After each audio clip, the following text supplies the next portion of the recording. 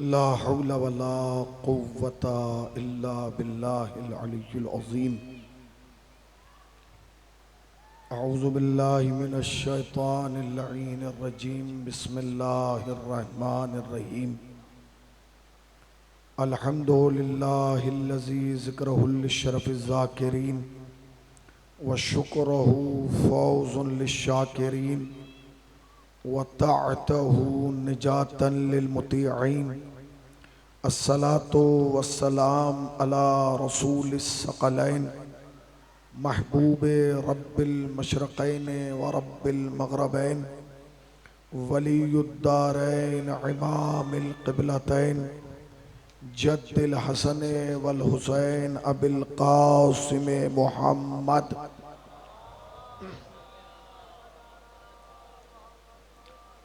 अम्मा बअदु फ़क़द क़ाल अल्लाहु हक़ सुब्हानहु तबारक व तआला व क़ौलुहुल हक़। बिस्मिल्लाहिर रहमानिर रहीम। इन्ना आतैना कल कौसर। सलावत पढ़ने पर मोहम्मद व आले मोहम्मद पर। सलावत इतनी बुलंद पढ़ें जितना आले मोहम्मद बुलंद है।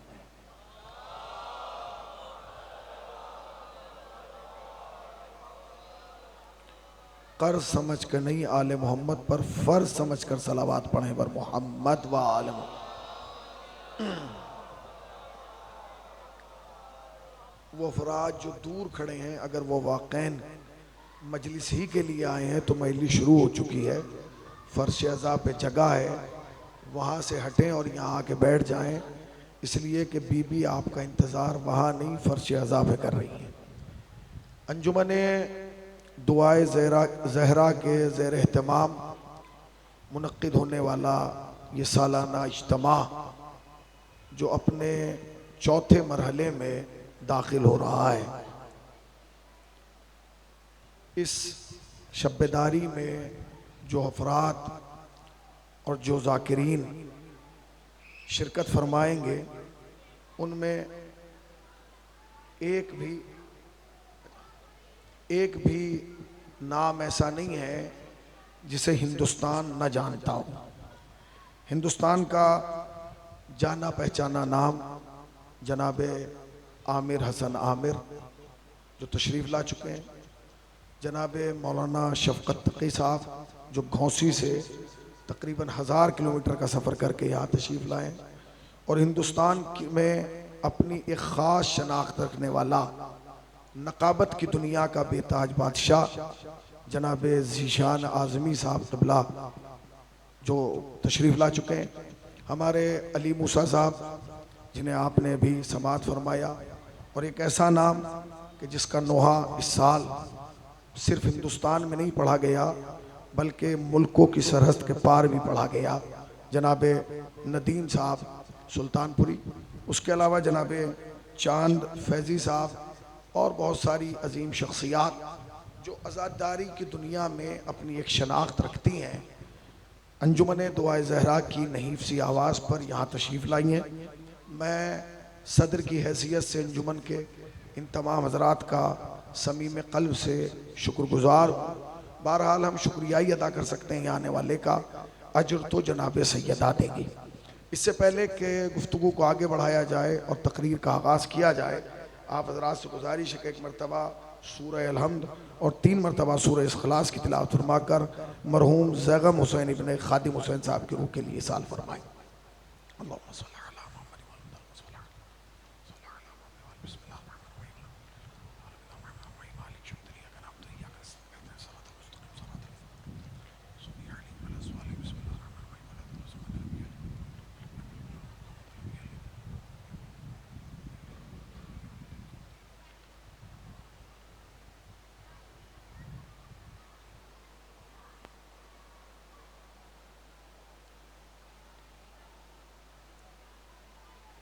जब से प्रोग्राम का इंतज़ाम होना शुरू हुआ था तब से यही था कि कहीं बारिश ना हो जाए तो क्या होगा। बारिश होती तब भी प्रोग्राम होता, बारिश नहीं हो रही है तब भी प्रोग्राम होगा। शायद मीर तकल्लुम के 2 मिसरे हैं कि मौसम पे अब भी भारी है मौसम हुसैन का, बारिश ना रोक पाएगी मातम हुसैन का। बहरहाल ये आज की जो तारीख़ है और ये जो कल की तारीख़ गुजरी है, कल की गुजरी हुई तारीख़ और आज की तारीख़, ये दो अजीम तारीख़ें हैं। कल की तारीख़ एक रिवायत के एतबार से इमाम रज़ा की शहादत है, यानी 29 जो है वो इमाम रज़ा की शहादत है। और आज की तारीख़ वो तारीख़ है जिसमें जनाब सईदा सलामुल्लाह अलैहा का दरवाज़ा जलाया गया। तो मैं इन दोनों मुनासिबतों को साथ लेके चलूँगा इंशाअल्लाह। इस 40-45 मिनट की तकरीर में कोशिश ये की जाएगी कि फ़ज़ाइल इमाम रज़ा के पढ़े जाएँ और मसाइब हज़रत मोहसिन के पढ़े जाएँ, ताकि दोनों शख्सियात का तज़किरा हो सके। आय करीमा जिसे तिलावत किया गया है मशहूर ज़माना आयत है। इस मजमे के अंदर एक भी फ़र्द बशर ऐसा नहीं है जो इस आय करीमा का हाफिज़ ना हो। इन्ना आतैना कल कौसर, ए रसूल हम आपको कौसर अता करेंगे। मुतवज्जे रहिएगा, हम आपको कौसर अता करेंगे। ज़ाहिरी तौर पर कुरान मजीद का सबसे छोटा सूरा है सूरह कौसर। सबसे छोटा सूरा कौन सा है? सूरह कौसर। मगर याद रखिएगा ये आयात की तादाद के एतबार से छोटा है, फजीलत के एतबार से छोटा नहीं है। आयात तो कम है मगर फजीलतों के समंदर बहा दिए गए हैं। और इस सूरे के बारे में हज़रत आयतुल्लाह मोहसिन कराती जो ईरान के नेशनल टीवी पर दरस तफसीर कुरान देते हैं और जिनकी तफसीर मौजूद है तफसीर नूर के हवाले से, उन्होंने जब इस सूरे पर कलम उठाया तो उन्होंने कहा ये जो सूरह मुबारक कौसर है ये वो सूरा है कि जिस सूरे में परवरदिगार आलम ने दो वादे अपने नबी से किए हैं और दो वादे अपने नबी से लिए हैं। यानी दो वादे अल्लाह नबी से कर रहा है और दो वादे अल्लाह नबी से ले रहा है। पहला वादा क्या किया? इन्ना आतैना कल कौसर, हम आपको कौसर अता करेंगे। ये किसका वादा है? ये अल्लाह का वादा है नबी के साथ कि कौसर हम अता करेंगे। दूसरा वादा क्या है? इन्ना शानिया का हुवल अबतर, और आपके दुश्मन को बे औलाद हम रखेंगे। यानी अल्लाह के दो वादे नबी से। पहला वादा क्या? पहला वादा ये कि कौसर हम अता करेंगे। दूसरा वादा क्या? दुश्मन को बे औलाद हम रखेंगे। अब अल्लाह ने जो वादे किए बदले में जो वादा लिया वो भी दो हैं। वो वादा क्या है? मेरे नबी कौसर हम अता करेंगे, दुश्मन को बे औलाद हम रखेंगे, मगर नमाज तुम्हें पढ़ना होगी और कुर्बानी तुम्हें देना होगी। अब ये बिल्कुल सामने की बात है कि अल्लाह ने कौसर अता किया और दुश्मन को बे औलाद रखा। मगर इमाम की खिदमत में एक शख्स आया और उसने आने के बाद कहा कि फर्जंद रसूल, ये जो अल्लाह ने कहा है इन्ना आतैना कल कौसर, कि कौसर हम अता करेंगे, कहाँ अता किया? वो ये समझ रहा था कि कौसर से मुराद कोई नहर है, कोई दरिया है, कोई तालाब है, कोई कुआं है, कोई चश्मा है, कोई ऐसी जगह है जिसे कहा जाए कि ये कौसर है। तो इमाम ने कहा तू क्या समझ रहा है? कह लेंगे कौसर हमें तो नजर नहीं आता। तो इमाम ने अपने सीने पे हाथ रखा और रखने के बाद कहा कि हम हसन से लेकर मेहदी तक सब कौसर हैं। क्या मतलब? हसन कौसर, हुसैन कौसर हैं, ज़ैनुल आबिदीन कौसर, सज्जाद कौसर, बाकर कौसर, जाफर कौसर, काजिम कौसर और रजा कौसर, हम सब कौसर हैं। उसने कहा अच्छा यानी आप सब कौसर हैं? कहा अब ये बताइए कि एक वादा तो ये है कि कौसर हम अता करेंगे, दूसरा वादा ये है कि दुश्मन को बे औलाद हम रखेंगे। अल्लाह ने एक वादा तो पूरा कर दिया कि आपकी शक्ल में कौसर अता कर दिया, मगर ये जो दूसरा वादा है कि दुश्मन को बे औलाद हम रखेंगे, तो दुश्मन तो बे औलाद रहा नहीं। इमाम ने कहा कहेंगे सुनिए, आपके नाना का दुश्मन था वो, फिर उसका बेटा वो, फिर उसका बेटा वो, फिर उसका बेटा वो। इमाम ने कहा कह लेंगे आपके दादा अली का दुश्मन था वो, उसका बेटा वो, उसका बेटा वो और उसका बेटा वो। इमाम ने कहा फिर आपके दादा हसन, उनका दुश्मन वो, उसका बेटा वो, उसका बेटा वो और उसका बेटा वो। इमाम ने कहा बिल्कुल सही। कहा मौला आप अपने को देखिए, आपका दुश्मन ये, इसका बेटा ये, इसका बेटा ये और इसका बेटा ये। तो अल्लाह ने कहा वादा पूरा किया? ये तो बेटे पे बेटा, बेटे पे बेटा, बेटे पे बेटा। मुतवज्जे रहिएगा। इमाम ने कहा अल्लाह ने वो वादा भी पूरा कर दिया, तुझे पता भी लगने नहीं दिया। क्या ये कैसे हो सकता है कि वादा पूरा हो और पता ना लगे? इमाम ने कहा याद रख, ये जो हमारा दुश्मन होता है ना, ये होता किसी और का है, कहलाता किसी और का है। सलावत पढ़े पर मोहम्मद वाले मोहम्मद पर। इसकी इको थोड़ी कम करें, गूंज रही आवाज है। ये होता किसी और का है और कहलाता किसी और का है। तो ये सब कौन है? ये सब कौसर हैं। अच्छा, इनका तारुफ दो ही तरीके से है। ये सब के सब कौसर भी हैं और ये सब के सब मोहम्मद भी हैं। इसलिए कि नबी ने क्या फरमाया? नबी ने फरमाया अव्वलोना मोहम्मद, औसतोना मोहम्मद, आखिरोना मोहम्मद, कुल्लोना मोहम्मद। हमारा पहला भी मोहम्मद, हमारा औसत भी मोहम्मद, हमारा आखिर भी मोहम्मद, हम कुल के कुल मोहम्मद, हम कुल के कुल मोहम्मद। खतीब आलम, खतीब आजम, शेर हिंदुस्तान मौलाना मुजफ्फर हुसैन ताहिर जरवली इस हदीस पे पढ़ते पढ़ते रुके और रुकने के बाद कहने लगे, मैं ये सोचता हूँ कि नबी ने ये क्यों फरमाया कि मेरा पहला भी मोहम्मद, मेरा दूसरा भी मोहम्मद, हम सारे के सारे मोहम्मद। ये क्यों नहीं कहा कि हमारा पहला भी अली, दरमियाना भी अली, आखिर भी अली, हम सारे के सारे अली? का इसलिए नहीं कहा क्योंकि नबी जानते थे कि जिनके हलक से एक अली नहीं उतर रहा, उनके हलक से 12 अली कैसे। सलावत पढ़े पर मोहम्मद वाले मोहम्मद पर। अगर जहमत ना हो थोड़ा थोड़ा सा आगे आ जाइए, जरा जरा सा, थोड़ा थोड़ा सा,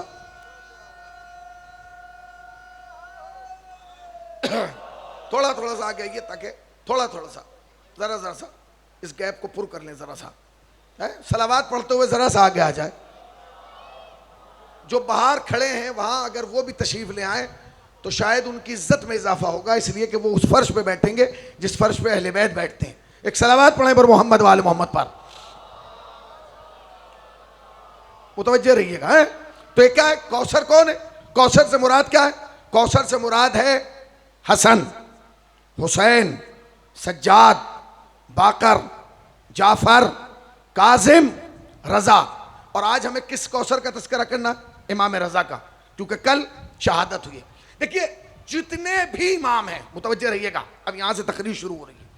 जितने भी इमाम हैं, आज की मजलिस का उन्वान है इमाम रजा, क्योंकि कल शहादत थी एक रिवायत के मुताबिक। जितने भी इमाम है ना हमारे, हर इमाम से हमारा एक गहरा रिश्ता है, बहुत गहरा रिश्ता। हम अपने इमाम के लिए जान दे भी सकते हैं और इमाम के लिए जान ले भी सकते हैं, मगर तमाम इमामों से गहरा रिश्ता है। मगर इमाम रजा से हमारा एक खास रिश्ता है। वो खास रिश्ता क्या है? वो रिश्ता ये है कि जितने भी इमाम हैं हमारे, चूंकि दुनिया दो हिस्सों में है, एक अरब है एक अजम है, या अरब है या अजम है। जितने भी इमाम हैं सब अरब में हैं, अजम में नहीं है। मतलब क्या? जितने भी आराम कर रहे हैं अरब की धरती पे हैं, अजम की धरती पे कोई नहीं है। मसलन मौलाए कायनात कहाँ है? कहा जी मशहद नजफ में। नजफ कहाँ है? कहा अरब में। इमाम हसन कहाँ है? कहा जन्नतुल बकी में। जन्नतुल बकी कहाँ है? कहा अरब में। इमाम हुसैन कहाँ है? कहा करबला में। करबला कहाँ है? कहा अरब में। इमाम ज़ैनुल आबिदीन कहाँ है? कहा जन्नतुल बकी में। जन्नतुल बकी कहाँ है? अरब में। इमाम बाकर कहाँ है? कहा जन्नतुल बकी में। जन्नतुल बकी कहाँ है? कहा वो भी अरब में। इमाम जाफर सादिक कहाँ है? कहा जी जन्नतुल बकी में। वो कहाँ है? कहा जी वो भी अरब में। इखलौते इमाम हैं जो अरब में नहीं है, वो अजम में है। अच्छा ये अजम क्या है? हिंदुस्तान अजम में है, पाकिस्तान अजम में है, ईरान अजम में है, ये अजम में है। तो 12 में एक इमाम है जो अजब की धरती पर है, उनका नाम है इमाम रजा। इसीलिए किसी इमाम की जियारत में ये नहीं कहते इमाम अरब वल अजम, मगर जब इमाम रजा को सलाम करते हैं तो ये कह के सलाम करते हैं ए अरब और अजम के इमाम, क्योंकि आप पैदा वहां हुए हैं और दफन कहां हुए? हमारी जमीन पर, यानी अजम की जमीन पर। तो इमाम का एक खास रिश्ता क्या है? किससे? अजम वालों से। अब वो खास क्या है? आप ये सोचिए कि सारे इमाम तो दफन कहां है? अरब में। जब सारे अरब में हैं तो इमाम रजा यहां क्या कर रहे हैं? इमाम रजा तो पैदा मदीने में हुए थे, जिंदगी मदीने में गुजार रहे थे। फिर इमाम रजा ये हजारों किलोमीटर का सफर करके मशहद कैसे आ गए? खुरासान कैसे आ गए? तूस कैसे आ गए, कभी आपने देखा? तो इमाम आए नहीं है, मुतवज्जे रहिएगा, इमाम आए नहीं है, इमाम को लाया गया है। और इमाम को लाने वाला कोई दोस्त नहीं था, इमाम को लाने वाला इमाम का कातिल था, जिसका नाम क्या था? हारून रशीद। जब हारून रशीद को हुकूमत मिली, इख्तिदार मिला, तो इसने अपने एडवाइजर, अपने मुशीर फजल बिन रबी को बुलाया, और बुलाने के बाद कहा, ये बताओ हुकूमत मिल तो गई है, अब ये हुकूमत बचेगी कैसे? उस दिन दुनिया को पता चला कि हुकूमत का मिलना और है, हुकूमत का बचना और है। उसने कहा कि क्या चाहते हैं? कहा हुकूमत तो मिल गई, अब ये हुकूमत बचेगी कैसे? दुश्मन से, ताकि हुकूमत हमारे हाथ से न जाने पाए। उसने कहा बहुत आसान सा फार्मूला है। क्या? अपने दुश्मनों को पहचान लीजिए और उनसे बच के रहिए, अपने को भी बचाइए, हुकूमत को भी, या उन्हें ठिकाने लगा दीजिए, आपकी हुकूमत बच जाएगी। उसने कहा कि मुझे तो नहीं पता मेरा दुश्मन कौन है, आप बताओ कि मेरा दुश्मन कौन है। उसने कहा मैं बता देता हूं, आपके 3 दुश्मन हैं। कितने? बोलो भाई कितने, जोर से बोले। 3 का पहला दुश्मन कौन है? का पहले दुश्मन का नाम है अमीन। अमीन कौन था? अमीन मामून का सगा भाई था, पर मां अलग थी। का ये कौन है? का अमीन है, सबसे बड़ा दुश्मन आपका अमीन है। उसने कहा मैं कत्ल करा दूंगा। का दूसरा दुश्मन कौन है? का उसका वजीर। का उसे भी कत्ल करा दूंगा, क्योंकि वहीं रहते थे, ये भी वहीं रहता था और वो भी वहीं, का कत्ल करा देंगे। उसने कहा तीसरा दुश्मन कौन है? उसने कहा तीसरे दुश्मन का नाम है अली इब्न मूसर रजा। कल शहादत थी, अली इब्न मूसर रजा। उसने कहा भाई ये कौन है? इस नाम का तो कोई मशहद में नहीं रहता, तूस में नहीं रहता, कौन है ये? उसने कहा वो यहां नहीं रहते, वो मदीने में रहते। उसने कहा तेरा दिमाग खराब है, हुकूमत है मशहद में, इख्तिदार है मशहद में, सल्तनत है मशहद में, मैं रह रहा हूं मशहद में, सब कुछ है मशहद में, वो रह रहे हैं मदीने में। कहां मदीना, कहां मशहद, उन्हें मुझसे क्या लेना देना भाई, और उनकी और मेरी दुश्मनी क्या है? उसने कहा असल दुश्मन वही है, मुतवज्जे रहिएगा। का क्यों? कहा वो दुश्मन इसलिए है क्योंकि जिस तख्त पे तुम बैठे हो ये तुम्हारे बाप का नहीं है। आए हाय, ये तुम्हारे बाप का नहीं है। का फिर? का ये रजा के बाप का है, तुम्हारा बाप गासिबाना तौर पे इस पे बैठा था। उसने कहा अच्छा। कहा अब याद रखिएगा, दुश्मन जितना दूर होता है उतना खतरनाक होता है, इसलिए कि आप उसकी एक्टिविटीज को नहीं देख पाते, उसकी चालाकी को नहीं देख पाते। दुश्मन जितना करीब होता है इतना कम खतरनाक होता है, जितना दूर होता है, जितना दूर दुश्मन होता है इतना खतरनाक होता है। शायद आपको इसका तजर्बा अभी मिला होगा। ये जो 12 दिन का मामला तय पाया, ये इसलिए पाया क्योंकि वो ये समझ रहा था कि दुश्मन दूर है, कुछ करे ही नहीं, मगर जब उसने किया तो उसे पता चला कि ये कमजोर नहीं है, ये बड़ा ताकतवर है। ये धोखा कैसे खा गया? इसलिए खा गया क्योंकि दूर था। अब यहां भी क्या है? यहां इमाम रजा कहां है? मदीने में। और ये कहां है? ये मशहद में। इसने कहा कि भाई मैं तो उन्हें जानता नहीं, वो कौन है, क्या है, कैसे है। मैं तुमसे 3 सवाल करता हूं, इन 3 सवालों के जवाब दे दो, मैं अंदाजा लगा लूंगा कि मेरे दुश्मन का मेयार क्या है। पूरे मजमे की तवज्जो। उसने कहा क्या? का पहला सवाल यह है कि जो रजा है इसका खानदान कैसा है। अल्लाह अकबर।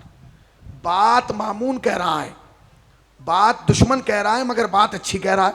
क्या कहा? पहले ये बताओ कि उसका खानदान कैसा है। तो वो अपनी जगह से खड़ा हुआ और खड़ा होकर कहने लगा खानदान की तो बात करी ही ना। का क्यों? का खानदान तो ऐसा है कि उसके खानदान से ऊंचा कोई खानदान ही नहीं है। अरे जरा जागिए भाई, उसके खानदान से ऊंचा कोई खानदान है ही नहीं। का क्या मतलब? का कायनात में सबसे ऊंचा खानदान उसी का है।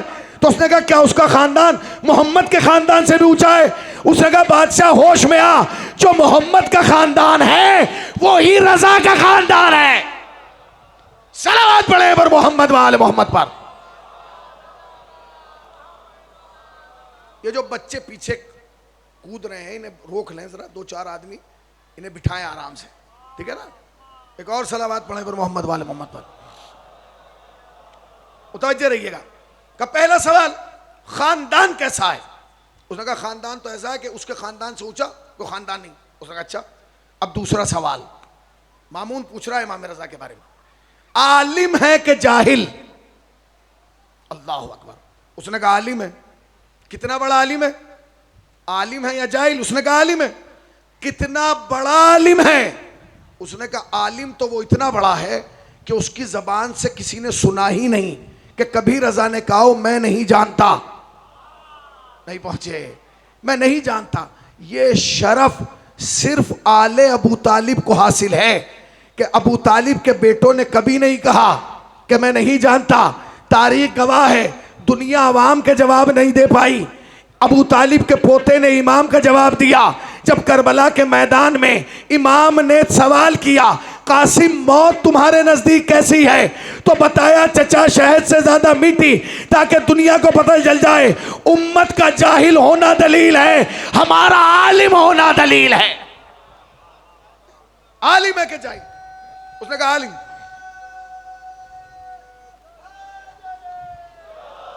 उसने कहा आलिम है कि जाहिल? मुतवज्जे रहिएगा। उसने कहा कि आलिम। कितना बड़ा आलिम है? उसने कहा इतना बड़ा आलिम है उसकी जबान से कभी किसी ने सुना ही नहीं कि मैं नहीं जानता। उसने कहा अच्छा, पहला सवाल क्या था? खानदान कैसा है? दूसरा सवाल क्या था? आलिम है कि जाहिल? अब तीसरा सवाल किया, ये बता नजर कैसा आता है, चेहरे से कैसा लगता है?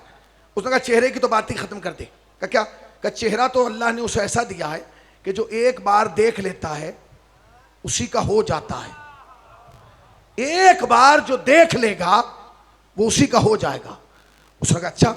उसने सिपाहियों को बुलाया और बुला के कहा ये जो दो यहां है ना, इनसे तो मैं निमट लूंगा। तुम पहले सबसे पहला काम ये करो कि तेज रफ्तार घोड़ों पे बैठो और मदीने जाओ, और मदीने जाके रजा को लेके अपने साथ शाम आओ, मदीने मशहद आओ, इसलिए कि दूर नहीं रहना चाहिए। उसने कहा ठीक। घोड़ों पे सवार हुए सिपाही, चले। अब उस जमाने में जो सफर तय किया जाता मंजिल ब मंजिल किया जाता था, जैसे आज यहां रुके कलमा।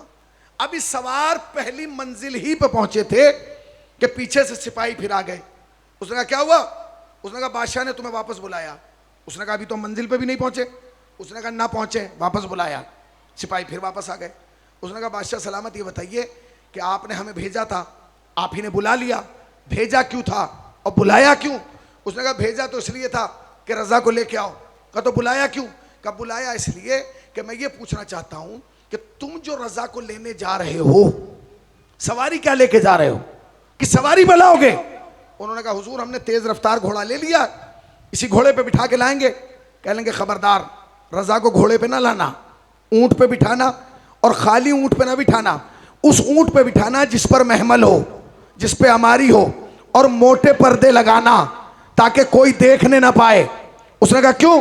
कोई खातून थोड़ी है भाई, मर्द को तो घोड़े पे बिठाया जाता है, अमारी में थोड़ी। उसने कहा तुमने फजल बिन रबी की बात नहीं सुनी थी? इसने क्या कहा था? उसका चेहरा ऐसा है, आए हाय जरा जागे, उसका चेहरा ऐसा है जो एक बार देख लेता है उसी का होता चला जाता है। लिहाजा रजा को पर्दे में बिठा के लाना। अब एक जुमला कहूं, दुश्मन की ख्वाहिश थी कि इमामत पर्दे में रहे, कोई जलवा ना देखने पाए। दुश्मन की ख्वाहिश थी इमामत पर्दे में रहे, कोई जलवा ना देखने पाए। अल्लाह ने यह ख्वाहिश भी पूरी कर दी, आखिर को पर्दे में भी रखा, जलवे को बाकी भी रखा। आखिर को पर्दे में भी रखा और जलवे में भी रखा। आखिर को पर्दे में भी रखा और जलवे को भी बाकी रखा। सिपाही चले गए। उसने कहा ठीक है, मुतवज्जे रहिएगा। सिपाही पहुंचे। जब सिपाही मदीने पहुंचे हैं इमाम रजा को लेने, तो इमाम रजा रोज़े रसूल पे बैठ के कुरान पढ़ रहे थे। इन्होंने जाके सलाम किया, जवाब सलाम दिया। उसने कहा हम तुम्हें लेने आए। इमाम रजा ने उनकी तरफ देख के कहा मैं तुम्हारा 2 दिन से इंतजार कर रहा हूं। 2 दिन से? उन्होंने एक दूसरे को कोहनी मार के कहा खाली हमें नहीं पता कि हम इन्हें लेने आए हैं, इन्हें भी पता है कि हम इन्हें लेने आ रहे हैं। इमाम ने कहा बैठो। कहा जी 2 दिन लेट आओ। कहा? इमाम ने कहा मैं ऐसे नहीं जाऊंगा, पहले अपने अहले खाना से खिताब करूंगा।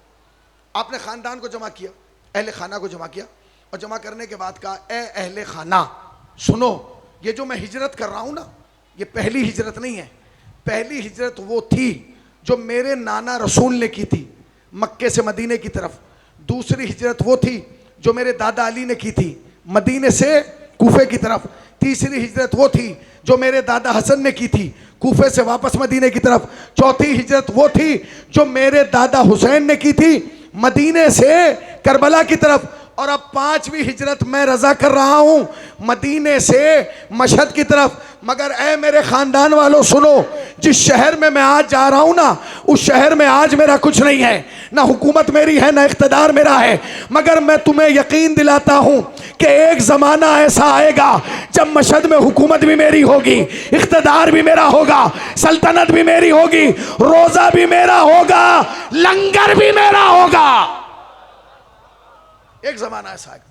और ठीक, इमाम रजा चले, मुतवज्जे रहिएगा, तारीख सुना रहा हूं आपको। तारीख इमाम रजा चले, सवारी पे बिठाया गया, सवारी पे पर्दे लगाए गए, पर्दे पर्दे।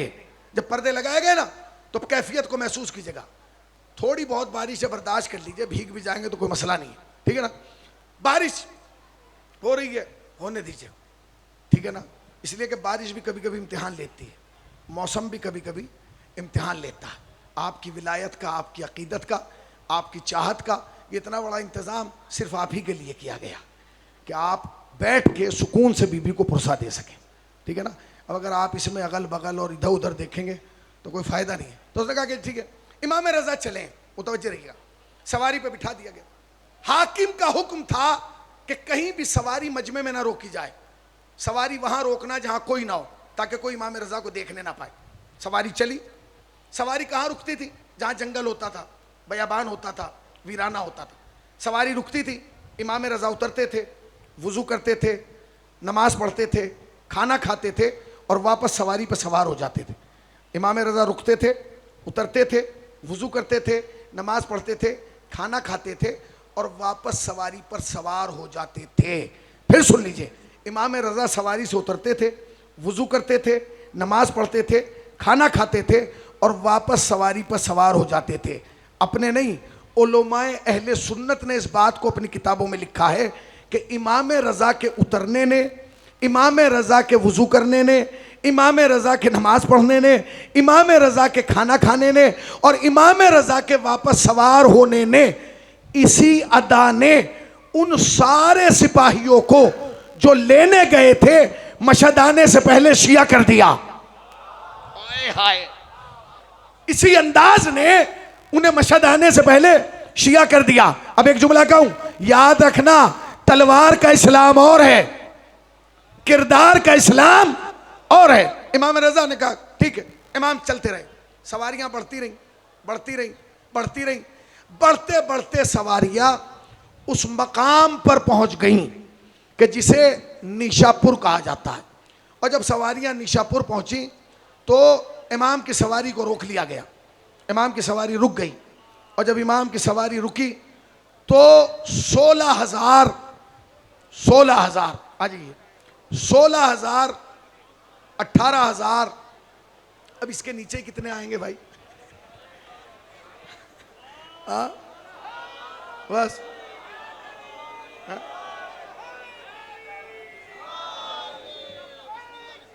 हाँ हाँ वो तो होगा। हाँ बैठ जाओ, बैठो, थोड़ा थोड़ा आगे हो जाओ। हाँ आ जाओ, इधर खड़े हो जाओ जगह, सब इसी में आ जाएंगे। ओ अजहर भाई बहुत ऊपर आए हैं, ठीक है ना। मैं पढ़ रहा हूँ, आने दें जिसे भी आना, तो मुतवज्जे रहेगा। शाबाश, सलामत रहो। हाँ मुतवज्जे रहेगा बस। सवारी चलती रही, मुतवज्जे रहेगा, सवारी चलती रही, आगे बढ़ती रही। मशहद से 100 किलोमीटर पहले एक शहर है जिसे कहा जाता है निशापुर। क्या कहा जाता है? जहां फिरोजा पैदा होता है, वो निशापुर में सवारी रोक दी गई। इमाम उतरे, इमाम ने वुजू की, नमाज पढ़ी और नमाज पढ़ने के बाद वापस सवारी पर सवार हो गए। इमाम उतरे, बैठ जाओ बेटे, बैठ जाओ, बैठ जाओ, थोड़ा सा बैठ जाओ, बैठ जाओ, बैठ जाओ, कोई मसला नहीं है, कोई मसला नहीं है, कोई मसला नहीं, जो जाए बैठ जाए, कोई मुश्किल नहीं, ठीक है ना। मुतवज्जे रहिएगा, कोई जरूरत नहीं, ऐसे ही सुनिएगा।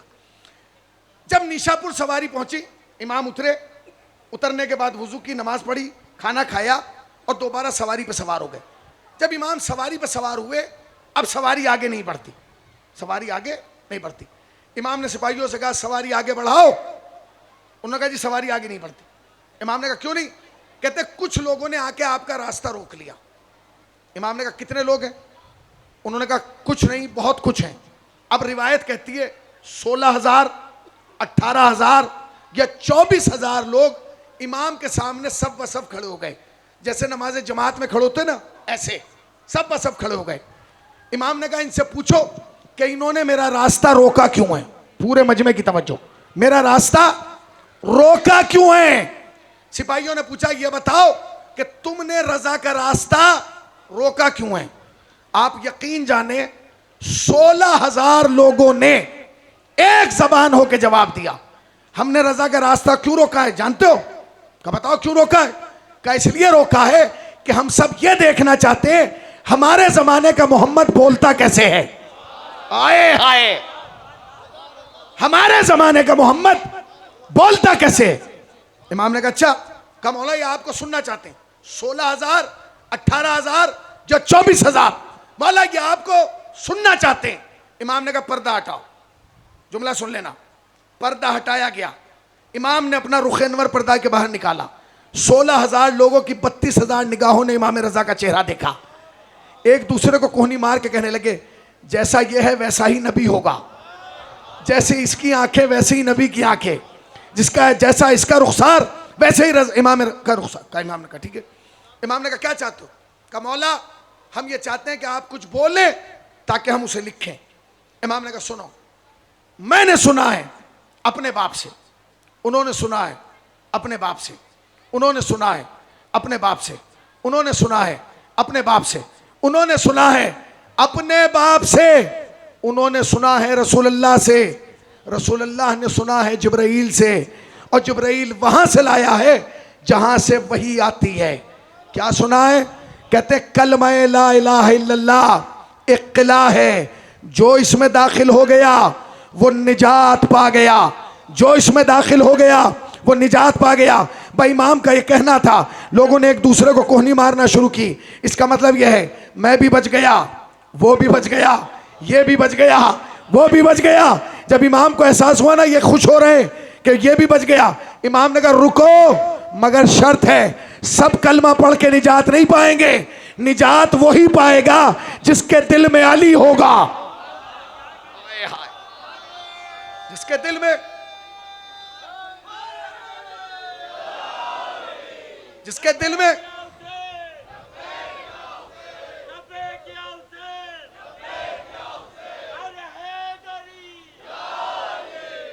जिसके दिल में आप यकीन जाने देखिए, मर्द वहां खड़े हो गए, ये यहाँ हो गए, वो खवातीन को देखिए बेचारी छत पे हैं, कोई मोर्चा छोड़ के नहीं गई। हाँ अज़ादारी, हाँ अज़ादारी, हाँ सुनिए सुनिए सुनिए, अब जुमला सुन लीजिए। अज़ादारी वाक़ईन आप करते हैं, मगर अगर जिंदा है तो खवातीन के दम से समझ गए। इनका जज्बा ईमानी, इनका जज्बा इसार जो है वो बहुत बुलंद है। खड़े मुतवज्जह रहिएगा, बहुत इत्मीनान से। इमाम रज़ा ने कहा कि ठीक है। इमाम रज़ा ने बयान दिया, वो जुमला लिखा गया। इस हदीस को कहा जाता है सिलसिलतुज़ ज़हब। क्या कहा जाता है? सिलसिलतुज़ ज़हब। उसके बाद इमाम रज़ा मशहद आ गए। जब मशहद आए तो इमाम रज़ा का इस्तकबाल किया गया। इमाम रज़ा को वली अहद बना दिया गया, क्योंकि कल शहादत थी, मुझे वहीं तक लाना है। इमाम रज़ा को वली अहद बना दिया गया। हाकिम ने कहा कि हम तुम्हें वली अहद बनाना चाहते हैं। उसने, इमाम ने कहा कि नहीं मुझे कबूल नहीं है। उन्होंने कहा नहीं हम बनाएंगे, मगर इमाम ने कहा अगर बनाओगे तो मेरी एक शर्त है, मैं कोई फैसला नहीं करूँगा, तुम जबरन, यानी वली अहद से मुराद हम तुम्हें कोई मनसब दे देंगे। इमाम ने कहा हमें चाहिए नहीं, इसलिए कि अल्लाह ने हमें इमामत का मनसब दिया। उन्होंने कहा नहीं देंगे। तो इमाम ने कहा लेंगे तो कोई फैसला नहीं करेंगे। उसने कहा ठीक है फैसला ना कीजिएगा, कोई मसला नहीं है। अब इमाम वली अहद बन गए। इमाम जब वली अहद बने तो दरबार में बैठे हुए एक चोर को पकड़ के लाया गया। चोर आ गया, चोर को बादशाह के सामने खड़ा किया गया। बादशाह से कहा गया हुजूर इसने चोरी की है, मुतवज्जे रहना, इसने क्या की है? चोरी की है। तो बादशाह ने उससे पूछा तुमने चोरी की? उसने कहा की है। उसने कहा तुझे पता है अगर तूने इकबाल जुर्म किया है तो सजा क्या मिलेगी? उसने कहा चोरी की है। उसने कहा तू 2 दफा कह चुका, अब तीसरी बार मत कहना। उसने कहा तीसरी बार भी कह रहा हूं, मैंने चोरी की है। बादशाह ने कहा तू तो 3 मरतबा इकबाल जुर्म कर चुका है ना, अब तो तेरी उंगलियां कटेंगी, तुझे सजा मिलेगी, तुझे पता होना चाहिए। वो हंसा और हंस के पूरे दरबार को देख के कहने लगा, उंगलियां काटेगा कौन? नहीं पहुंचे। उंगलियां काटेगा कौन? उंगलियां वो काटे जिसने ये जुर्म खुद ना किया हो। नहीं पहुंचे। उंगलियां वो काटे जिसने ये जुर्म खुद ना किया हो। बादशाह ने कहा हम काटेंगे, हम काटेंगे। अब बादशाह तो चौधरी बना बैठा है ना, बोल रहा। उसने कहा तू तो बिल्कुल भी नहीं काट सकता। कहा क्यों? कहा तू चोर नहीं है, चोरी का माल है। कहने लगा क्या मतलब? कहने लगे सुन, तुझे पता ही नहीं, मैं बताता हूं। तेरे बाप ने बैतुल माल से माल चुराया था, उस माल को चुरा के उसी चोरी के माल से कनीज खरीदी थी, उसी से तू पैदा हुआ है। यानी पहले माल चोरी, फिर चोरी के माल से कनीज, फिर उस कनीज से तू तो चोरी पे चोरी, चोरी पे चोरी, चोरी पे चोरी। अब ये कहना था, लोग हंसने लगे। बादशाह को जलाल आ गया। उसने कहा मौला आप फर्जंद रसूल है, आप बताइए क्या कह रहा है। इमाम ने कहा मैंने तुझसे पहले कहा था मैं हुकूमत के किसी मामले में दखालत नहीं दूंगा, तू रहने दे। उसने कहा नहीं आप बताइए। इमाम ने कहा रहने दे। कहा बताइए। इमाम ने कहा बता दूं। कहा खुदा की कसम इसने जो कुछ कहा सही कहा। आए हाय, जो कुछ कहा वो क्या कहा? सही कहा। अब जुमला सुन लीजिए। इमाम रजा की सारी फजीलतें मैं छोड़ते हुए, क्योंकि मौसम भी खराब है, मगर चाहता हूं कि ये बात आखिरी आप तक पहुंच जाए 5 से 6 मिनट में और मजलिस तमाम। इमाम रजा की एक फजीलत ऐसी है जो और इमामों के पास नहीं। वो फजीलत जानते क्या है? वो फजीलत यह है कि इमाम रजा सिलसिला इमामत में वो वाहिद इमाम है जिनके नाम का सिक्का चला है। किसी इमाम के नाम का सिक्का नहीं चला, नहीं चला, अकेले इमाम रजा। अच्छा ये सिक्का किसने चलाया? ये सिक्का भी इमाम ने खुद नहीं चलवाया, ये भी इमाम के कातिल ने चलवाया। क्यों कर चलवाया? ये इमाम रजा को मशहद ले तो आया, मगर जब इमाम रजा मशहद आए तो मामला खराब हो गया। वो खराब क्या हुआ? ये बैठता था दरबार में, इमाम बैठते थे मस्जिद में। अब मसला क्या हुआ? दरबार का मजमा घटने लगा और मस्जिद का मजमा बढ़ने लगा। इसने कहा भाई ये क्या हो रहा है, ये हमारे यहां क्यों नहीं आते? उसने कहा जी सुनो, मसला ये है कि जितना मजमा रजा का दीवाना है ना, सबको पता है कि आप इमाम रजा के दुश्मन हैं, इसलिए वो कहते हैं कि हम रजा के पास आएंगे, दुश्मन के पास नहीं आएंगे। उसने कहा इन्हें किसने बताया? उसने कहा तुम्हारी हरकतों ने बताया, तुम्हारा अमल बताता है कि तुम रजा के दुश्मन हो। उसने कहा तो फिर क्या करूं? कहा कोई काम ऐसा करो जो दुनिया को यकीन आ जाए कि तुम रजा के दुश्मन नहीं हो। इसने कहा ठीक है चले जाओ। चला गया। 5-6 दिन के बाद फजल बिन रबी फिर आया। इसने कहा भैया आज बताता हूं मैं, आज के बाद अगर दुनिया एक हाथ में सूरज ले और एक में चांद और ये कहे कि मैं रजा का दुश्मन हूं, कोई नहीं मानेगा। उसने कहा क्यों नहीं मानेगा? कहा मैं बता रहा हूं क्यों नहीं मानेगा। कहा क्या? कहा मैंने ऐसा काम कर दिया। कहा क्या? इसने जेब में हाथ डाला और जेब से एक सिक्का निकाला। कह रहा है सिक्का देखो। अब जो सिक्का देखा तो सिक्के पे इमाम रजा का नाम लिखा था, अर रजा मिन आले मोहम्मद, वो रजा जो आले मोहम्मद में से। कहने के मैंने ये सिक्का चला दिया, अब कौन मानेगा कि मैं दुश्मन हूं?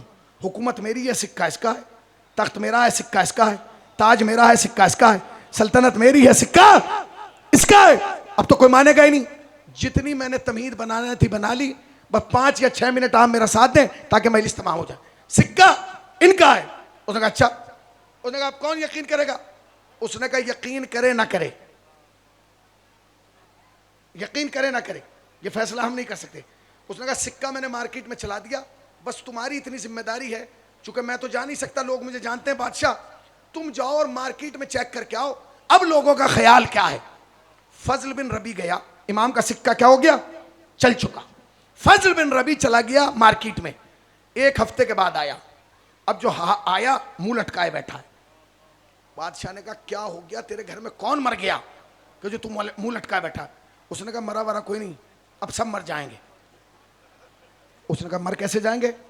उसने कहा ये जो आपने सिक्का चलाया है। कहा क्या? कहा सिक्के ने आपका बेड़ा गर्क कर दिया। कहने क्या मतलब? तू गया था क्या देख के आया? उसने कहा हुजूर मैं 1 हफ्ते मार्केट में था, पूरे शहर का मुआयना करके आया हूं। कहा क्या? कहेंगे सब कुछ बदल गया, पूरे मजमे की तवज्जो, सब कुछ बदल गया। उसने कहा क्या बदला? लफ्ज कह रहा हूं, कहने लगे बदल ये गया कि पहले हुकूमत का सिक्का था, अब सिक्के की हुकूमत है। अरे गौर ही नहीं किया तुमने, हैं? पहले हुकूमत का सिक्का था, अब सिक्के की हुकूमत है। उसने कहा क्या मतलब सिक्के की हुकूमत? उसने कहा सर आपको पता ही नहीं मैं क्या देख के आया हूं, जो मैं देख के आया हूं अगर आप देख लेते वहीं मर जाते। उसने कहा क्या? कहने लगे सुनिए, पहले में और अब में फर्क यह है कि जब अब कोई मार्केट में सामान लेने जा रहा है ना, तो पहले दुकानदार ये पूछता है कौन सा सिक्का लाया है, हुकूमत वाला या इमामत वाला।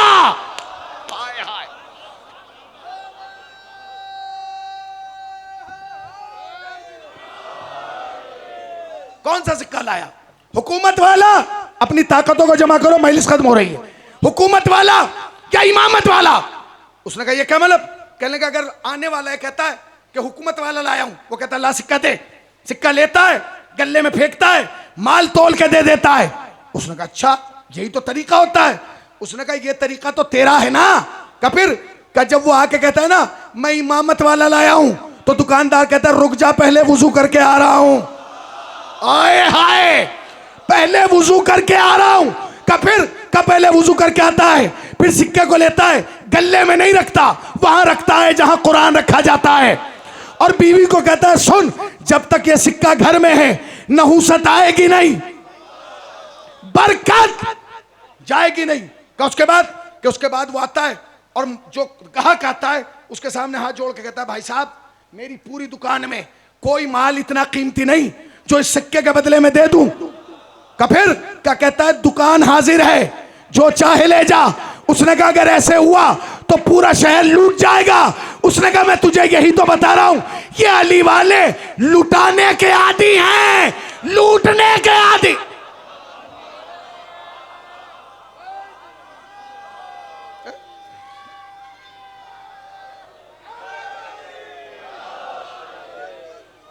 ये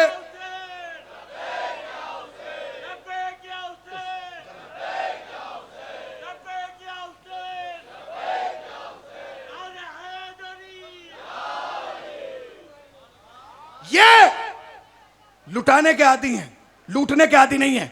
उन्हें क्या मतलब? कहेंगे सिक्के ने सारे शहर का माहौल खराब कर दिया। अगर तू चाहता है कि तेरी हुकूमत बचे तो सिक्का रोक ले। बैठ जाइए भाई, बैठ जाइए। अब बारिश रुक गई तो बैठ जाइए, जिसे बैठना वो तो भाई सलावत पढ़े पर मोहम्मद वाले मोहम्मद पर।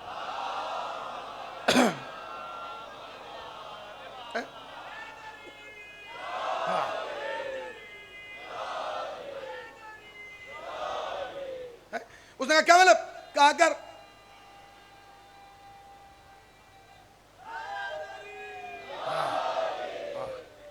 अगर तू ये चाहता है कि तेरी हुकूमत बच जाए इस सिक्के को रोक ले।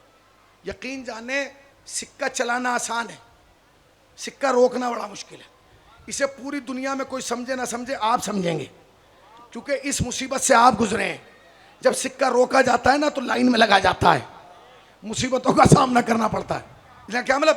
कहेंगे अगर ये चाहता है ना कि तेरी हुकूमत बची रहे 2-4 दिन चले, ये सिक्का रोक ले, वरना पूरी हुकूमत का बेड़ा गर्क हो जाएगा। उसने कहा कैसे रोकूं? कहेंगे तूने चलाया तो सोच। उसने कहा फिर मैंने सोच लिया, पूरी हुकूमत में ऐलान कर दो कि जो भी इमामत का 1 सिक्का देगा बदले में हुकूमत के 10 दिए जाएंगे। उसने कहा वाह क्या फार्मूला लाया है, दुनिया का पहला आदमी जो अपनी हार खुद मान रहा है। क्या मतलब? कहेंगे जब तू इमामत का 1 लेगा और अपने 10 देगा तो जिसे 10 देगा वो तो समझ जाएगा ना कि इमामत का 1 आए हाय है, इमामत का 1 और हुकूमत के 10 बराबर हैं। उसने कहा तो फिर क्या करें? कहेंगे कुछ नया फार्मूला सोच। उसने कहा भाई फिर सोचो, 1 सिक्का दो 10 सिक्कों का माल ले जाओ, 1 सिक्का दो 10 सिक्कों का राशन ले जाओ। उसने कहा इसमें क्या होगा? कहेंगे लोग जर के लालच में आ जाएंगे। उसने कहा होश में आ, इस दरवाजे का गुलाम अबू जर है, फिजा जारू कशी करती है। उसने कहा फिर क्या करें? उसने कहा भाई कुछ नया सोच ले, वक्त कम है, ज्यों ज्यों सिक्का चलेगा वैसे वैसे तुम्हारा बेड़ा गर्क होता चला जाएगा। उसने कहा फिर मैंने सोच लिया भाई। क्या? का ऐलान करा दो, ऐलान करा दो, कल परसों तरसों 3 दिन है, 3 दिन के अंदर सब लोग अपना सिक्का वापस कर दें जिसके पास है। 3 दिन के बाद जिसके मकान से, जिसकी दुकान से, जिसकी जेब से, जिसकी तिजोरी से, जिसके वॉलेट से सिक्का मिल गया, सवाल नहीं होगा, गर्दन मार दी जाएगी। उसने कहा ये ठीक है, लोग मौत के खौफ से सिक्का ला देंगे। उसने कहा ठीक है। उसने कहा जी जमा कहाँ होंगे? उसने कहा हर चौराहे पे सिपाही बिठा दो तश्त लेके, तश्त में जमा होते रहेंगे। पहला दिन गुजरा, मामून ने फजल बिन रबी से पूछा सिक्के आए? उसने कहा हुजूर माफी चाहता हूं, तश्त आए, सिपाही आए, सिक्के नहीं आए। उसने कहा अच्छा 2 दिन है वे आ जाएंगे। दूसरा दिन फिर गुजरा, उसने कहा आज सिक्के आए? कहने लगे नहीं हुजूर माफी, आज सिपाही आए, न तश्त आए न सिक्के आए। उसने कहा तश्त भी चले गए? उसने कहा चलो कल का दिन है, कल देख लेते हैं। आखिरी दिन भी गुजर गया। उसने कहा आज? उसने कहा आज तो पूछिए नहीं, सिक्के भी नहीं आए, तश्त भी नहीं आए, सिपाही भी नहीं आए। उसने कहा मार्केट में एक सिक्का नहीं, घरों में एक सिक्का नहीं, जेब में एक सिक्का नहीं, शहर में एक सिक्का नहीं, पूरे शहर में एक सिक्का नहीं, सिक्के गायब हो गए और हमारे पास एक भी नहीं आया। सिक्के गए कहां? तो सिक्के जमा तो हुए मगर हुकूमत वाले के पास नहीं, सिक्के वाले के पास, जिसका नाम सिक्के पे था। सारे मजमे ने लाके इमाम रजा की खिदमत में सिक्के। अच्छा आप सब ने सिक्के देखे हैं? वो बोलिए भाई देखा आपने? घबरा के क्यों बोल रहे हैं? नहीं देखा? वो जो कार्ड पे एक सिक्का लगाता है वही उस सिक्के की छवि है। ये देखिए, दिखाइए दिखाइए, मुझे दिखाइए, लाइए देखिए, ये देखा आपने? ये इमाम रजा के सिक्के की छवि है। ये जो छवि है, नजफ जाएंगे सिक्का नहीं मिलेगा, काजमैन जाएंगे क्योंकि किसी का सिक्का चला ही नहीं, अकेले इमाम रजा का सिक्का चला। ये उसी सिक्के की क्या है? छवि। तो ये उसने कहा क्या किया जाए? उसने कहा सिक्का तो है ही नहीं। सारा मजमा जमा हुआ और सिक्के लाके इमाम रजा के पास रख दिए। और इमाम से कहा, इमाम ने कहा हमें सिक्के चाहिए नहीं, ले जाओ, हमें माल की जरूरत नहीं। हुजूर हमें जरूरत, आपको जरूरत नहीं है, हमें है, क्या आपको दें? इमाम ने कहा क्यों? कहने लगे अब हम इसे अपने पास नहीं रख सकते। क्यों नहीं रख सकते? कहने लगे हुकूमत ने ऐलान कर दिया कल के बाद दुकान से, मकान से, तिजोरी से, गल्ले से, वॉलेट से, पास से सिक्का मिल गया, पूछेगा नहीं, गर्दन मार देगा। इमाम ने कहा अच्छा क्या कहा? कहा हुजूर आपको पता नहीं, आप तो यहां मस्जिद में बैठे हैं, हाकिम ने ऐलान किया है कि अगर कल के बाद किसी के पास से सिक्का मिला ना, 3 दिन गुजर गए, पूछेगा नहीं, गर्दन मार देगा। इमाम उठे, अपनी कमर पे बंधा हुआ पटका खोला और पटका खोलने के बाद उस पटके की बारीक बारीक कत्तरे बनाई। उठा के दीजिएगा, बारीक बारीक कत्तरे बनाई पटके की, जो कमर पे बांधते हैं उसे क्या कहते हैं? पटका। उसकी बारीक बारीक कत्तरे बनाई और बनाने के बाद एक तरफ रख ली। अब एक तरफ कत्तर है, एक तरफ सिक्के हैं, बीच में इमाम है, नहीं पहुंचे। एक तरफ कत्तर, एक तरफ सिक्का, एक तरफ इमाम। इमाम जमीन पे बैठे, घुटना उठाया, कत्तर उठाई, सिक्का उठाया, कत्तर में रखा, गिरा बांध दी। एक एक सिक्के को इमाम ने कत्तर में बांधा। उसके बाद मिंबर पे गए, लोगों को आवाज देना शुरू की, फला इब्ने फला सिक्का ले जा, फला इब्ने फला सिक्का ले जा, फला इब्ने फला सिक्का ले जा। जब सब सिक्के ले गए ना, तो इमाम ने कहा अपने हाथ उठाओ। सब ने हाथ उठाया, सिक्का कत्तर में बंधा था, सिक्का ऐसे नजर आया। अब लोगों ने कहा हुजूर, अब होते हैं ना मजमे में भोले किस्म के, एक खड़ा हुआ, उसने कहा हुजूर आपने सिक्का इसमें तो छुपा दिया, अब ये बताइए जो आपने कत्तर में बांधा इसे हम जमीन में गाड़ दें, दरिया में बहा दें, क्या करें? इसलिए कि अपने पास तो रख नहीं सकते। इमाम ने कहा ना गाड़ने की जरूरत है ना बहाने की जरूरत है। का फिर कुछ करने की जरूरत नहीं है, इस सिक्के को लेके अपने सीधे हाथ पे बांध लो। आए हाय, अपने सीधे हाथ पर बांध लो। उसने कहा मौला ये क्या करें? हुकूमत का ऐलान ये है, पास से मिल गया तब मारेगा, आप करें खुलेआम बांध ले। इमाम ने कहा बांधो, अब पूरे शहर में सुकून से घूमो और याद रखना आज से लेकर कयामत तक जो सिक्का हमसे मंसूब होकर तुम्हारे बाजू पे बन जाएगा, इमाम जामिन हो जाएगा। इमाम जामिन हो जाएगा।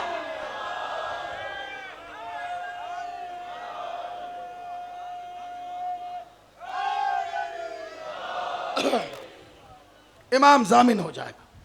ये जो सिक्का है, अच्छा इमाम ने ये नहीं कहा ये सिक्का, इमाम ने कहा जो भी सिक्का हमसे मंसूब होकर बंधेगा। अगर ये कहते ना यही सिक्का, तो हमें वो सिक्का ढूंढना पड़ता। इमाम ने कहा जो भी मिले मंसूब कर देना, तासीर बदल जाएगी। मुल्क ईरान का हो तो तासीर बदलेगी, अफगानिस्तान का हो तब तासीर बदलेगी। अच्छा, मैं आपसे पूछ रहा हूं, कितने लोगों को इस बात पर ईमान है कि सिक्का जान बचाता है? बोलो भाई, हाथ उठाइए। कोई बाजू ऐसा है जिस पे आज तक इमाम जामिन नहीं बंधा? तो जिसके बाजू पे बंधा है वो तो हाथ उठाए।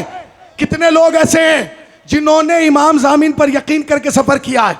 सफर पे जा रहे हैं, इमाम जामिन। शादी के लिए जा रहे हैं, इमाम जामिन। रिश्ते के लिए जा रहे हैं, इमाम जामिन। एग्जाम के लिए जा रहे हैं, इमाम जामिन। ऑपरेशन के लिए जा रहे हैं, इमाम जामिन। हर जगह इमाम जामिन जाते हैं ना। आप जा रहे हैं लखनऊ, ट्रेन में बैठने लगे, इमाम जामिन। आप जा रहे हैं दिल्ली, गाड़ी में बैठने लगे, इमाम जामिन। अब आपको जाना है कोयत, बहन फिर इमाम जामिन लेकर आ गई।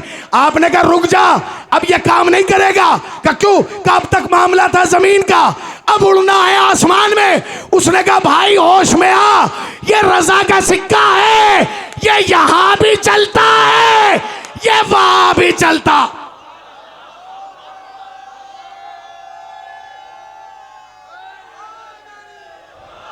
हाँ, सलामत रहिए।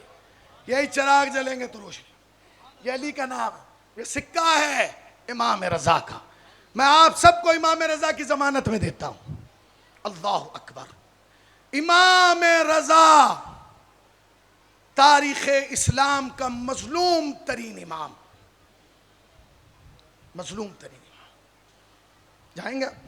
इमाम रजा का रोजा देखा? किसी मासूम का रोजा इतना बड़ा नहीं है जितना इमाम रजा का है। नजफ अमीर कायनात, हल्लाल मुश्किलात मौलाए कायनात का रोजा। हमारी जाने कुर्बान जनाबे अमीर पर। बहुत खूबसूरत रोजा है, मगर खूबसूरत है मगर रजा की तरह बड़ा नहीं है। इमाम हुसैन फर्जंद ज़हरा, अल्लाह अकबर, अजीम शान रोजा है। आसमान को छूती हुई मीनारें हैं मगर रजा की तरह बड़ा नहीं है। सारे मासूमीन में सबसे बड़ा रोजा जिनके रोजे हैं उनमें सबसे बड़ा रोजा इमाम रजा का है। यानी आप जाएंगे, सबसे ज्यादा सोना कहाँ लगा है? इमाम रजा के रोजे पे। रोजे पे लगा है कि नहीं? आप बताइए भाई। ये जो आपने 12 दिन मामला दुनिया को बतल के दिखाया, इसमें आपका कमाल था? मेरा कमाल था? ना ना, कमाल इमाम रजा का था। इसलिए कि जब दुनिया ये सोच रही थी ना कि ये मुल्क क्यों नहीं डर रहा, तो उन्होंने ये नहीं कहा था कि हमारे पास ये असला है, ये है, ये है। उन्होंने कहा हम इसलिए नहीं डरते क्योंकि हमारी जमीन पे एक अली सोया है। कहा यही भाई, यही जुमला कहा ना। मैं नाम नहीं लूंगा क्योंकि अभी जो है वो फिर उस पर मामला आ जाएगा यूट्यूब पे, वो मजलिस उड़ा देंगे। सिर्फ आप समझते रहिएगा। क्या कहा? जब ये जंग चली और ये मामला बिगड़े, उन्होंने कहा ये डर क्यों नहीं रहे, घबरा क्यों नहीं रहे? तो उन्होंने कहा हमारी जमीन पर एक अली क्या है? जोर से बोलो भाई, बोलो क्या? सोया। ये नहीं कहा हमारी जमीन पे एक अली है, बल्कि ये कहा कि एक अली सोया है, ताकि दुनिया को पता चल जाए जब सोए हुए अली की इतनी हैबत है तो जब पर्दे में जाग रहा है।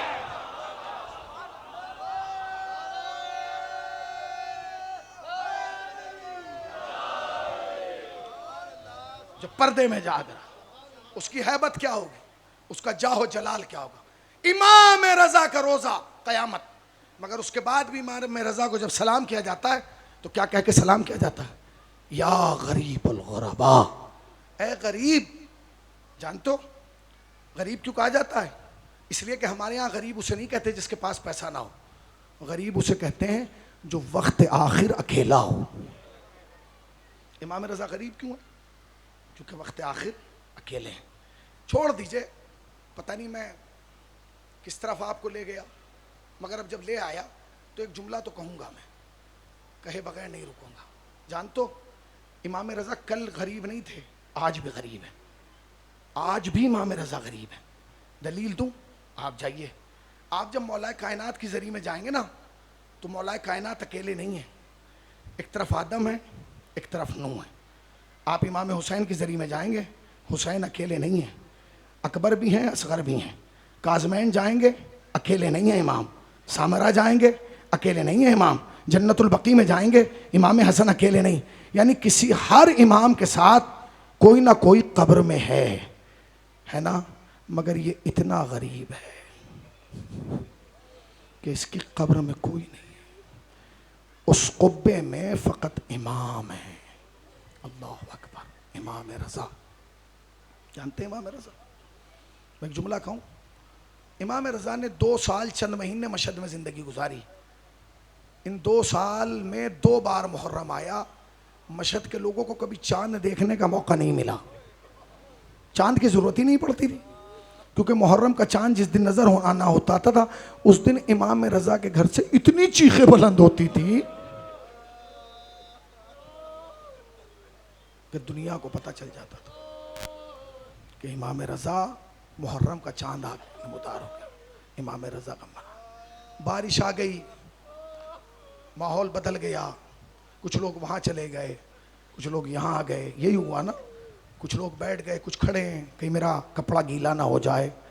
हाँ, तुम गए होंगे उठ के, मगर मुझे यकीन है सज्जाद नहीं गया होगा। तुम्हें अपने कपड़ों का परवाह है कि मेरा कपड़ा गीला ना हो जाए। तुम ये सोच रहे हो ना, मेरा कपड़ा ना गीला हो जाए, ये कपड़ा गंदा ना हो जाए। मैं ज़मीन पे बैठोगे, ज़मीन पाक है, ठीक है ना। ये पानी आसमान से आ रहा है, ये भी पाक है, समझ गए। मगर एक जुमला कहना चाहता हूँ, तुम इस बारिश को देख के घबराते थे, बारिश आ गई अब क्या होगा।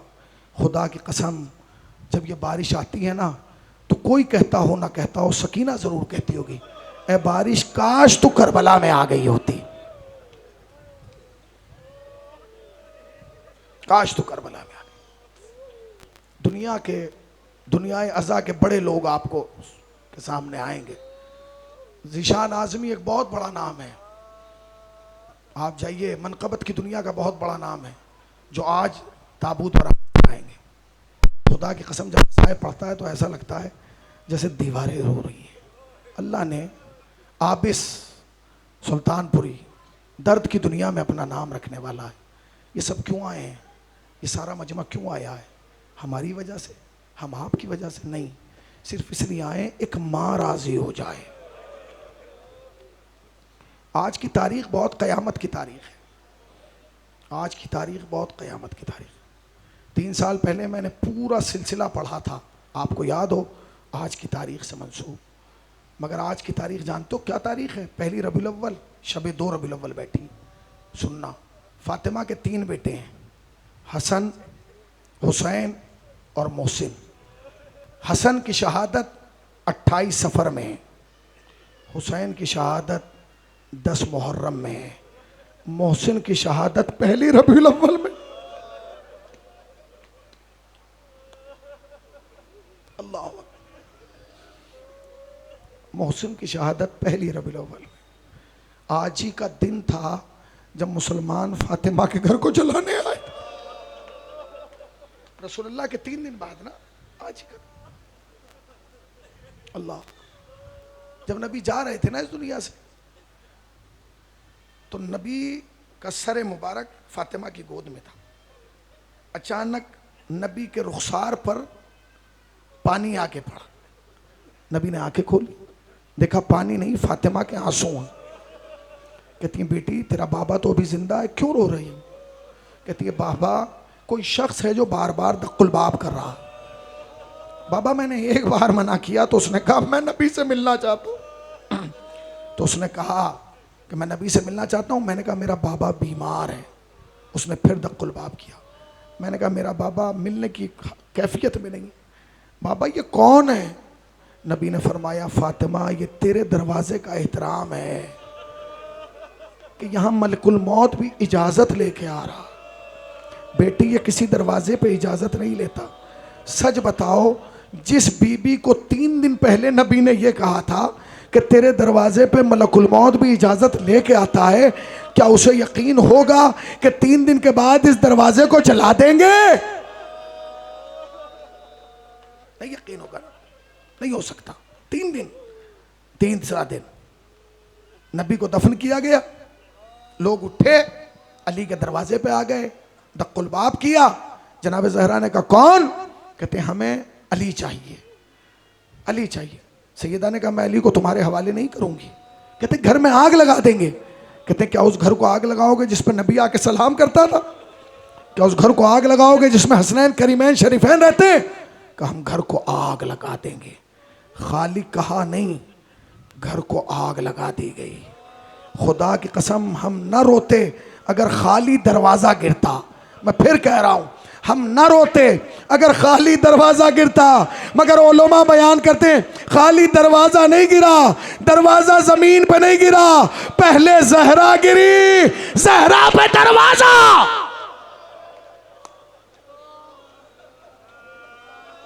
अपनी आवाजों को आजाद करें। पहले जहरा गिरी, जहरा पे दरवाजा गिरा। और जब जहरा पे दरवाजा गिरा ना, तो तारीख कहती है ये 11 मलऊन उसी दरवाजे से चढ़ के अंदर आए हैं।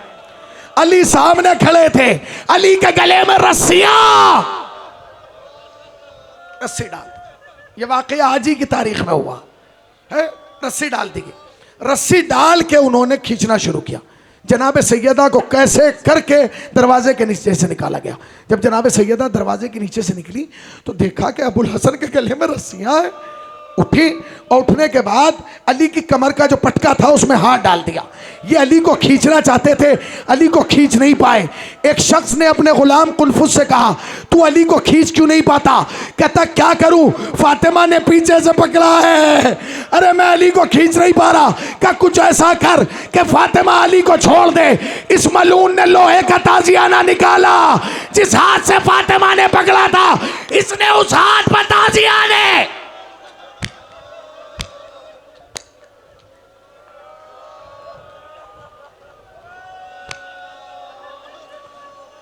उस हाथ पे ताजियाने मारना शुरू किए। आप क्या समझ रहे हैं, एक ताजियाना मारा, 2 मारे? नहीं, इस मलून ने जब तक ताजियाने मारे जब तक फातिमा ने अली को ना छोड़ दिया। इधर अली छुटे, मलूनों ने अली को खींचना शुरू किया। सैयदा ने कहा अस्मा गवाह रहना, मैंने नहीं छोड़ा, मेरा हाथ शल हो गया।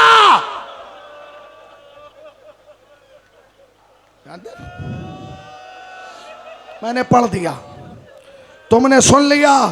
बस 2 जुमले और सुन लीजिए जो इसी रिवायत में है। कहते खाली गया नहीं, जब सैयदा ने छोड़ा तो गया नहीं, बल्कि इसके हाथ में एक तलवार थी। तलवार के कब्जे को लेके सैयदा पे हमला। ले गए, ले गए, ले गए सैयद। जनाब सैयदा मौलाए कायनात के पीछे पीछे। इमाम ने फरमाया सलमान जाओ, सैयदा से कहना बद्दुआ ना करे। अभी सलमान मस्जिद में थे कि मस्जिद की दीवारों ने बुलंद होना शुरू किया। बस दीवारें बुलंद होने लगी। अली ने कहा सलमान जल्दी जा, कहीं कयामत ना आ जाए। फातिमा की बेट कहीं चादर ना उतारते। सलमान गए, बीबी रुक जाइए। कहते नहीं सलमान, अब अली के गले में रस्सियां डल रही और मैं बर्दाश्त कर लूं। अजीजों लो सुनो, इस दिन के बाद, ये जो आज की तारीख है, इस तारीख के बाद सैयदा या 75 दिन जिंदा रही या 95 दिन जिंदा रही। 2 ही रिवायतें हैं, 75 या 95। 75 दिन के एतबार से 13 जमादुल ऊला और 95 दिन के एतबार से 3 जमादुल सानी। 2 रिवायतें हैं, मगर रिवायत में इख्तलाफ है कि बीबी 75 दिन जिंदा रही या 95 दिन जिंदा रही। मगर एक रिवायत में कोई इख्तलाफ नहीं। उलमा लिखते हैं 75 दिन जिंदा रही हो या 95 दिन, जब तक जिंदा रही, जब तक जिंदा रही। जिस हाथ पे कुनफुज ने ताजियाना मारा था उस हाथ से अली को सलाम नहीं किया, उस हाथ से चक्की नहीं चलाई, उस हाथ से तस्बीह नहीं पढ़ी, उस हाथ से हसनैन को प्यार, इस हाथ में हरकत नहीं रही, नहीं रही। 95 दिन ये हाथ नहीं चला। मगर तारीख गवाह है, जब सैयदा का जनाजा ला के सहने खाना में रखा गया, अली ने कहा हसन आओ अम्मा को सलाम करो। हसन आए, अम्मा सलाम। ज़ैनब आओ अम्मा को सलाम करो, अम्मा सलाम। हुसैन आओ अम्मा को सलाम करो। बाबा जब तक अम्मा ना बुलाएगी हुसैन ना जाएगा। वो हाथ जो 95 दिन ना उठा था, बंदे कफन टूटे, दोनों हाथ बुलंद हुए, ए मेरे लाल आजा।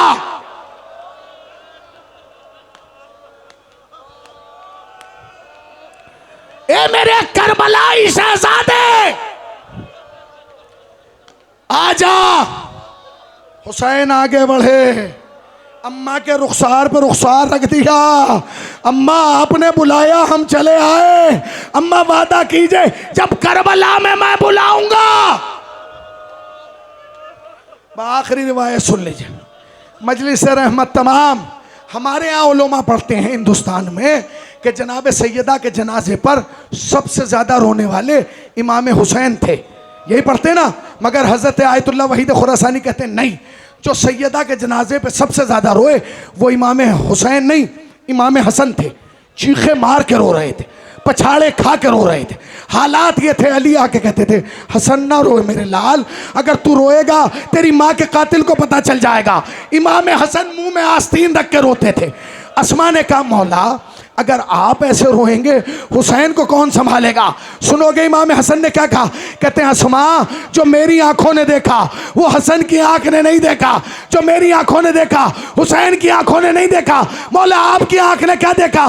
कहा मेरी माँ जब दरबार से आ रही थी फला गली के फला कोने पर फला मलून ने अम्मा को तमाचा।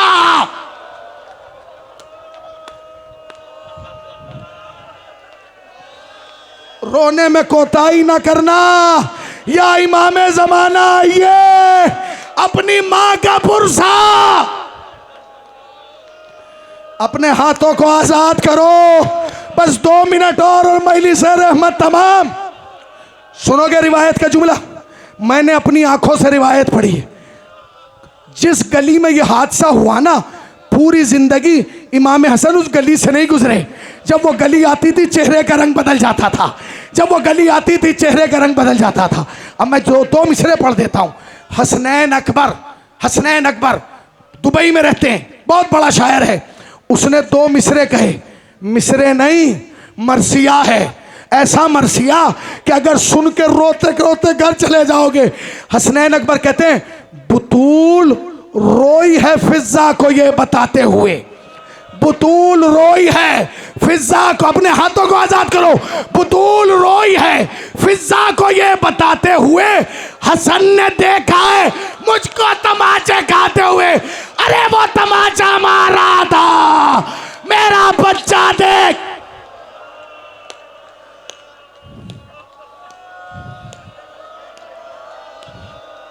वो तमाचे मार रहा था, मेरा बच्चा देख रहा था। एक जुमला कह दूं, ये वो बीबी है जो बाप को रोते रोते चली गई। मेरा दिल चाहता मैं एक जुमला कह दूं, एक जुमला। मैंने अपनी जिंदगी में 2 बीबियां देखी हैं जो बाप को रोते रोते गई, मगर फर्क है दोनों में। एक की उम्र 18 बरस, एक की उम्र 3.5 बरस। उसे भी बाप पे नहीं रोने दिया गया, इन्हें भी बाप पे नहीं रोने दिया गया। बड़ी बीबी का नाम फातिमा, छोटी बीबी का नाम सकीना, मगर दोनों में एक फर्क है। वो फर्क ये है फातिमा को एक तमाचा लगा, सकीना को तमाचे पे तमाचा। हर तमाचे पे कहती थी ए बाबा, ए बाबा, ए बाबा।